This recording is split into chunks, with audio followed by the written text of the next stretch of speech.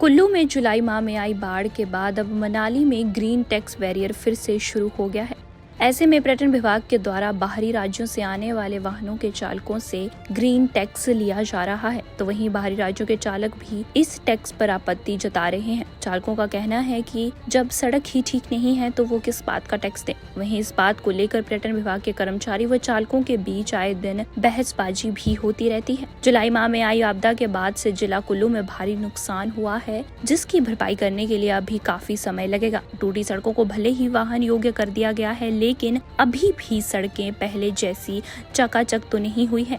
वहीं मनाली में बाढ़ के कारण सबसे अधिक नुकसान झेलना पड़ा है। यहाँ पर होटल सहित स्थानीय लोगों को बहुत अधिक नुकसान पहुंचा। कई घर, होटल व लोगों की जमीन बाढ़ की भेंट चढ़ गई। यही नहीं, बाढ़ की भेंट मनाली का ग्रीन टैक्स बैरियर भी चढ़ा था। हालांकि बीते 2.5 माह से मनाली आने वाले सैलानियों ने ग्रीन टैक्स नहीं लिया गया था, लेकिन बीते करीब 4 दिनों से एक बार फिर मनाली में प्रवेश करने से पहले अब यहाँ पर सैलानियों को ग्रीन टैक्स देना पड़ेगा। पर्यटन विभाग की ओर से ग्रीन टैक्स लेने की प्रक्रिया फिर से शुरू कर दी गई है। यही नहीं, ग्रीन टैक्स देते हुए यहाँ पर कई सैलानी ग्रीन टैक्स बैरियर पर बैठे कर्मचारी से भी उलझते हुए नजर आ रहे हैं। सैलानियों का कहना है कि अभी तक रोड की कंडीशन वैसी नहीं है जैसे पहले थी। ऐसे में ग्रीन टैक्स लेने का कोई औचित्य ही नहीं बनता है। गौर रहे कि यहाँ पहले मनाली पहुँचने के लिए 45 मिनट लगते थे, लेकिन अब आपदा के बाद करीब 2 से 3 घंटे का समय लग रहा है। ऐसे में सैलानी ग्रीन टैक्स देने में आनाकानी कर रहे हैं। वहीं जिला पर्यटन अधिकारी सुनैना शर्मा का कहना है कि सैलानियों का मनाली आना शुरू हो गया है और पर्यटन विभाग के द्वारा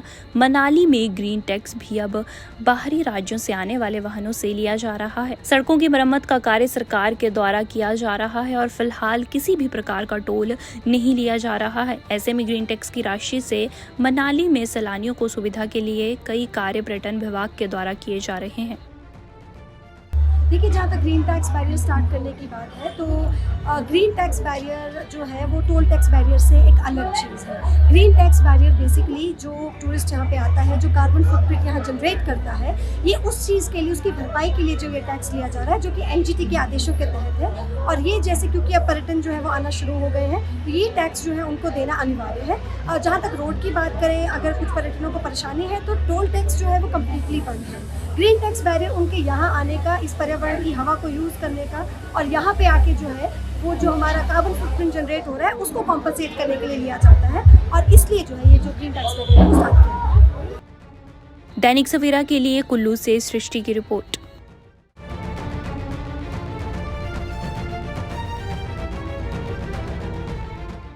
कुल्लू में जुलाई माह में आई बाढ़ के बाद अब मनाली में ग्रीन टैक्स बैरियर फिर से शुरू हो गया है।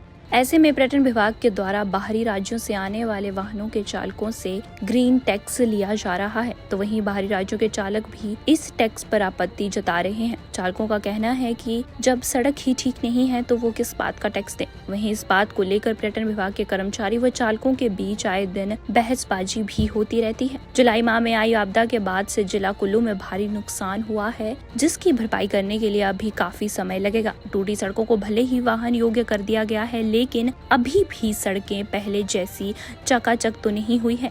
वहीं मनाली में बाढ़ के कारण सबसे अधिक नुकसान झेलना पड़ा है। यहाँ पर होटल सहित स्थानीय लोगों को बहुत अधिक नुकसान पहुंचा। कई घर, होटल व लोगों की जमीन बाढ़ की भेंट चढ़ गई। यही नहीं, बाढ़ की भेंट मनाली का ग्रीन टैक्स बैरियर भी चढ़ा था। हालांकि बीते 2.5 माह से मनाली आने वाले सैलानियों ने ग्रीन टैक्स नहीं लिया गया था, लेकिन बीते करीब 4 दिनों से एक बार फिर मनाली में प्रवेश करने से पहले अब यहाँ पर सैलानियों को ग्रीन टैक्स देना पड़ेगा। पर्यटन विभाग की ओर से ग्रीन टैक्स लेने की प्रक्रिया फिर से शुरू कर दी गई है। यही नहीं, ग्रीन टैक्स देते हुए यहाँ पर कई सैलानी ग्रीन टैक्स बैरियर पर बैठे कर्मचारी से भी उलझते हुए नजर आ रहे हैं। सैलानियों का कहना है कि अभी तक रोड की कंडीशन वैसी नहीं है जैसे पहले थी। ऐसे में ग्रीन टैक्स लेने का कोई औचित्य ही नहीं बनता है। गौर रहे कि यहाँ पहले मनाली पहुँचने के लिए 45 मिनट लगते थे, लेकिन अब आपदा के बाद करीब 2 से 3 घंटे का समय लग रहा है। ऐसे में सैलानी ग्रीन टैक्स देने में आनाकानी कर रहे हैं। वहीं जिला पर्यटन अधिकारी सुनैना शर्मा का कहना है कि सैलानियों का मनाली आना शुरू हो गया है और पर्यटन विभाग के द्वारा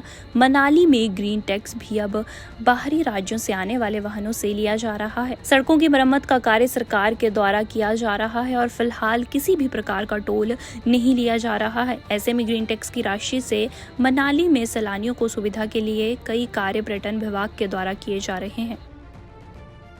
देखिए, जहाँ तक ग्रीन टैक्स बैरियर स्टार्ट करने की बात है तो ग्रीन टैक्स बैरियर जो है वो टोल टैक्स बैरियर से एक अलग चीज़ है। ग्रीन टैक्स बैरियर बेसिकली जो टूरिस्ट यहाँ पे आता है, जो कार्बन फुटप्रिंट यहाँ जनरेट करता है, ये उस चीज़ के लिए, उसकी भरपाई के लिए जो ये टैक्स लिया जा रहा है, जो कि एनजीटी के आदेशों के तहत है। और ये जैसे क्योंकि अब पर्यटन जो है वो आना शुरू हो गए हैं, तो ये टैक्स जो है उनको देना अनिवार्य है। और जहाँ तक रोड की बात करें, अगर कुछ पर्यटनों को परेशानी है तो टोल टैक्स जो है वो कम्प्लीटली बंद है।